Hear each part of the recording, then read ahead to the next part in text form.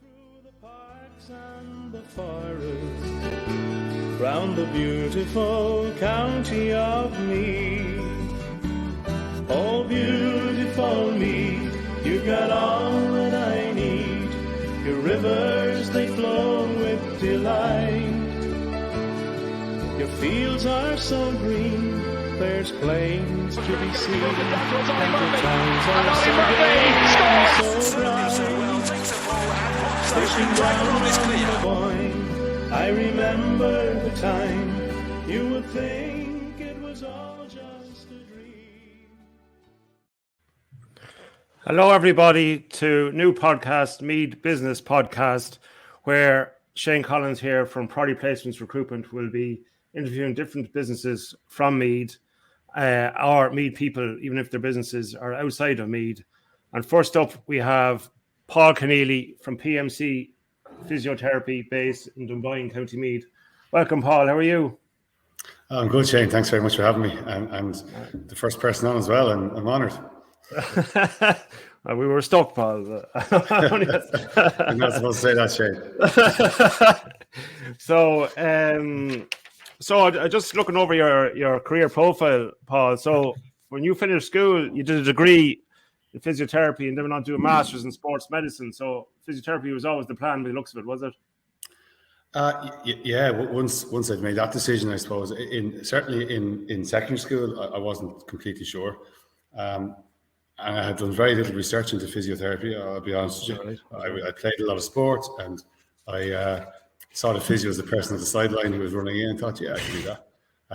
Didn't realise that there might be a lot of hospital work involved, etc. But no, it worked out well. I really enjoyed the course in Trinity. I really enjoyed the topics. I worked then when I finished school or I finished college. I started working. I worked in the Royal Hospital in Donnybrook, which is a rehab hospital for post-stroke patients. And then I went on to St. Vincent's Hospital. And at that stage, you're a basic grade physio. You're doing your rotations, so different areas. And as a basic grade, in reality, you're given the lesser jobs, which is fine and needed. But I remember about a year and a bit into that, thinking, I need to change direction. So that's where the masters came about. I'd always figured that I'd like to be involved in sports, and that master's in sports medicine was brilliant. Exactly what I wanted. So from that point onwards, I was very much dialed into being a physiotherapist and to being a sports physiotherapist. And so from there, my career progressed into private practices, and then into teams, local, then national, then international squads. Yeah. Okay. So you've set up PMC Physiotherapy in 2014. So say you progressed. You're a number of physiotherapy clinics, and you're involved in a lot of sporting organisations as well. But why did you make the decision in 2014 to go out on your own? Well, again, it was always something that I planned to. Having worked in a number of private practices, I felt that as you go along, you pick up things, and there were some things in practices I felt I could do better, and other things that I felt, geez, they're doing really well. I'll learn from that and just repeat that. So the opportunity came up to buy a premises in Dunboyne in 2014. So, and again, it was lucky. There wasn't any massive strategy or strategic thinking there. I remember I wanted to have a clinic that was close to home, so I didn't have to commute into Dublin every day. And then somewhere that was in that sort of North Kildare, South Meath commuter border, commuter area. And I had no connections with Dunboyne, bar playing them in football every so often, but no real connections there. And the opportunity came to buy premises in the business park in Dunboyne, and thankfully the banks played ball, and I was able to buy it. And it's been great. Like the area of Dunboyne and catchment area of Dunboyne and surrounding has been really, really good to me. As I said, I have no prior links there. but we're whatever 8.5 years now, just over 8.5 years there, and we built from myself, and certainly initially, starting a business yourself. I don't have a business degree. I don't have a business background. Yeah. It was very much, I was a physiotherapist, and I always felt if I do that right, the business side of things will look after itself. I was probably a bit naive in that way, being truly honest. But you learn as you go along, and I suppose I, from a business point of view, my feeling at the time was, and it still is, that you need to keep your cost base in check, and so I did that, and I never over leveraged myself in order to grow. I sort of do it organically as much as we could, and it's been really successful. As I say, we now have six physios working in the clinic, and a seventh starting next month. Great. Growing. Like initially, we were seeing maybe like if I was seeing 20, 30 patients a week in that first year, I thought I was an absolute rock star. Like I thought it was brilliant, and it was really, really good. But now we see 110 to 120 patients a week. Not every staff member is full time, and we cover a broad variety of patients. So myself, I would see primarily the sports injury patients, and then your general musculoskeletal, back pain, neck pain, tendinitis, that type of thing. As would Jack Barrett is another physio, and between the pair of us, we sort of box that off. But then Lee Chambers, who's been with us for 5 years, she would see vestibular rehab patients, so patients with dizziness, essentially, so vertigo, vestibular migraines, etc. Katrina in the clinic, she would see pediatrics around developmental milestones, and she also sees both children and adults with facial palsy or facial paralysis, which is pretty specialised.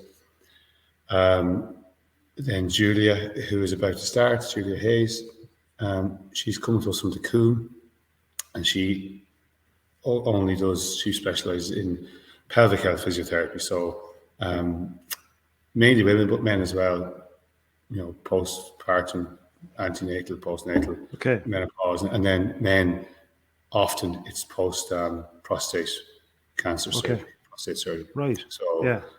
So, and then with Grania and Rachel, who would see a general caseload as well. So between a lot of us, we there's a broad spectrum of patients come to the clinic, which is great.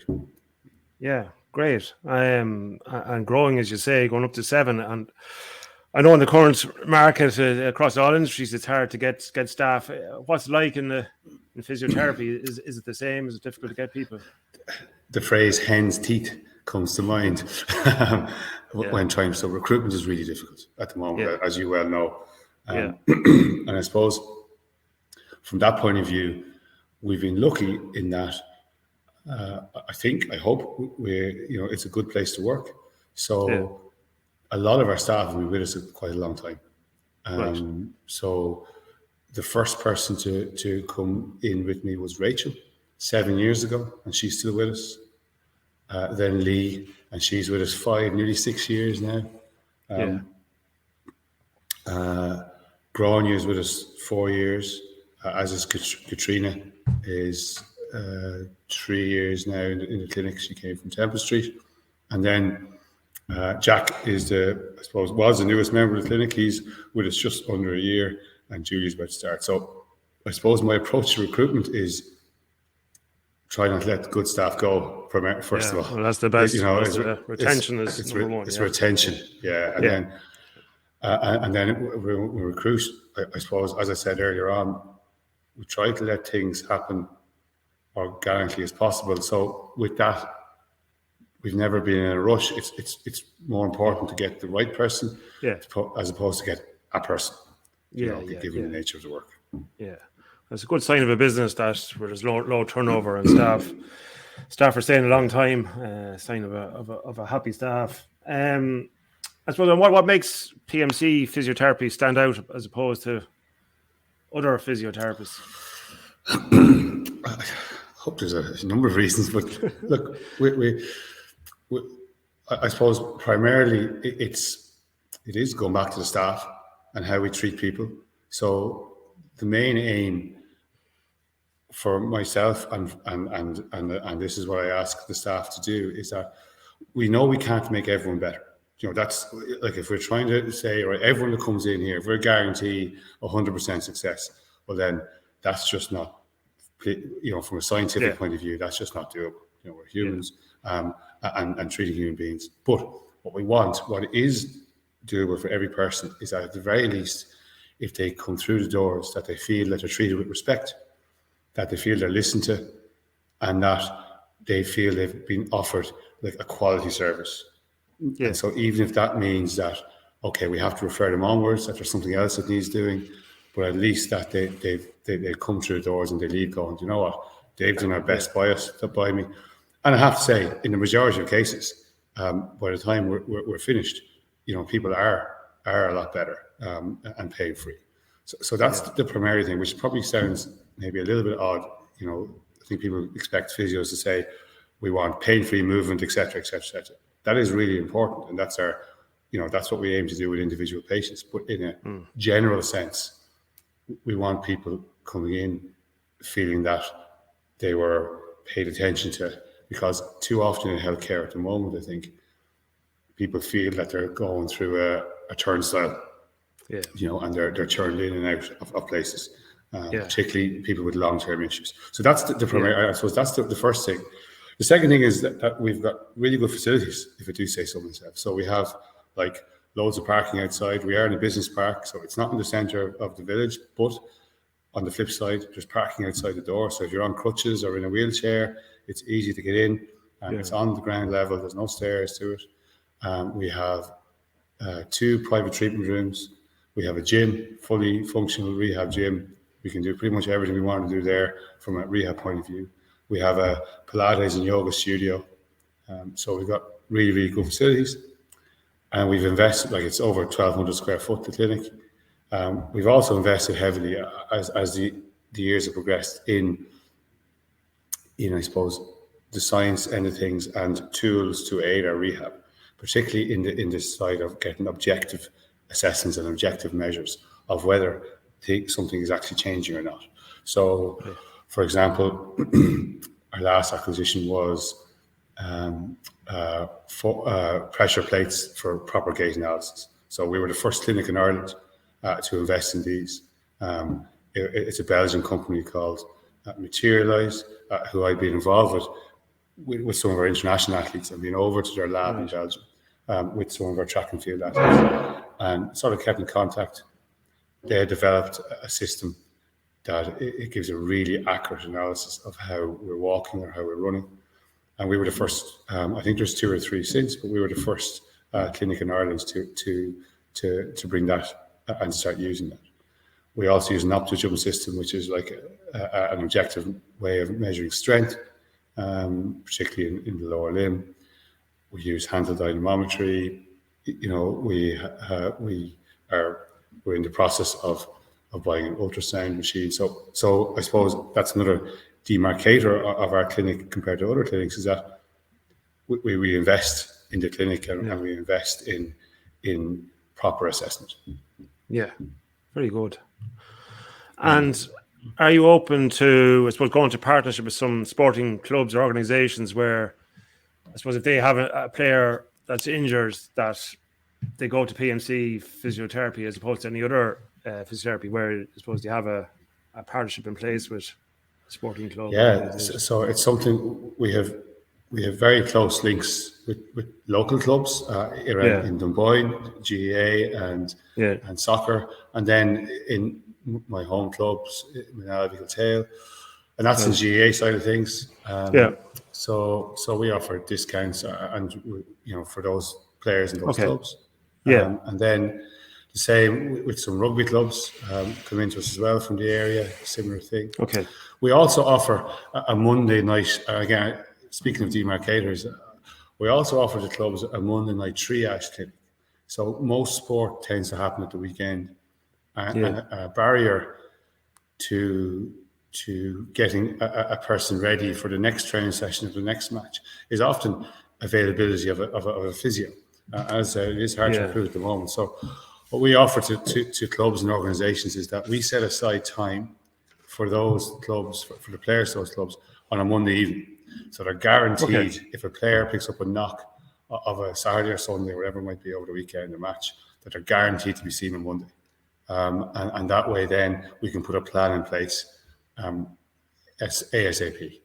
And that's sort of something that I would have, picked up on from working with international athletes and in professional sport, is that, sometimes putting a plan in place as soon as possible tends to speed up the recovery. So we offer that, and there's currently 3 clubs buying into that program at the moment, where we triage all their players, including Meath GAA. So the latest organisation is Meath, the Meath Football Academy. So from under 13s to under 20s, we run a clinic for them every week, and that means the players across all those age groups get seen ASAP after their match, and it's working very good. Very good. So you mentioned there you're obviously currently involved with Meath GAA Football Academy, and you've been involved in a large number of sporting organisations over the year: UCD Rugby, Irish Hockey Association, Carlow Senior Football Team, Meath Minor Team, Swim Ireland, Paralympics Ireland, and Sport Ireland Institute. And now currently, as you mentioned, you're lead physiotherapist for Meath GAA Football Academy.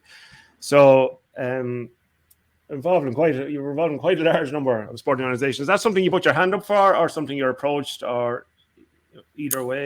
It changes, I suppose. Initially, I was putting my hand up. I was putting my hand out, not up, out, begging to be involved in some of it. As I said at the start, I always felt that I'd like to be involved in sport. I played a little bit of sport, not particularly brilliant at anything I put my hand to, but I really involved, really interested. So some of those initial jobs, like that first job with UCD Rugby, that was with their AIL team at the time, so it was quite high level, but payment was really poor. Payment consisted mainly of tickets to Six Nations and a few beers. That's not a bad payment, I was happy enough with that. And then as things progress, I suppose the last that lead. So I worked with Swim Ireland, and that was something I'd interviewed for another job actually within the Sport Ireland Institute. I didn't get it, but they contacted me about 2 weeks later saying, look, this other job, we think you'd be fit for it, we'd be interested. So I was happy to go with that. And I travelled a lot with our Olympic swimmers. And then I started working in the Sport Ireland Institute, which was across Olympic and Paralympic sports. And that was quite interesting. And then the opportunity came I was approached to interview. To be fair, I had to interview, but I was asked to interview for the role as lead physio with Paralympics Ireland. So I did that for 4 years. That was really interesting to sort of have a sort of more helicopter view on the whole program and to have my input there. And then now the same with Meath. I was approached about the Meath current Meath job. So I thought things evolved. Initially, it was very much me putting my hand up and trying to get interviews and get work. And now, there is, I suppose, a bit more leeway in that. I'm asked to be a bit more strategic in how I go approach the role. So, it evolves, changes, but it's all very interesting, and you learn a lot in those environments. And is there any particular highlights you remember from any of your sporting organisations? There's a few really. So Tokyo at the games in Tokyo in 2021 was phenomenal. Being in the Olympic/Paralympic village with all the athletes and coaches and stuff, and we won a few medals, which was amazing. To be heavily involved and knowing the athletes, like at that stage, knowing them intimately well, and then to see them achieve, at the highest level on a world stage, to see them get gold medals is a great feeling. It's very rewarding that way. But there was no crowds at that games. because of COVID. Yeah, So it was a bit like, God, this would have been so strange. brilliant if there was an atmosphere. Yeah. So from an atmosphere point of view, I remember being at swimming world championships in Budapest in 2017. Now, swimming and aquatics mightn't be the biggest sport in Ireland, but across Europe it's huge, and it's the national sport of Hungary. So the World Championships in Hungary, and they had a 15,000-seater indoor pool, and it was absolutely jammed to the rafters for every race, every heat, everything, and the atmosphere was amazing.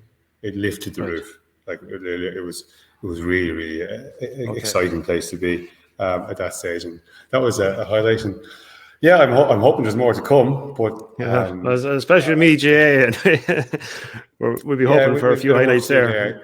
Yeah, exactly. But that's the whole point. That's the whole point, and we sort of work towards that. Yeah, absolutely. Yeah. Look, I appreciate you coming on, Paul. And there's below there you can see PMC contact details, the website, email, and phone number.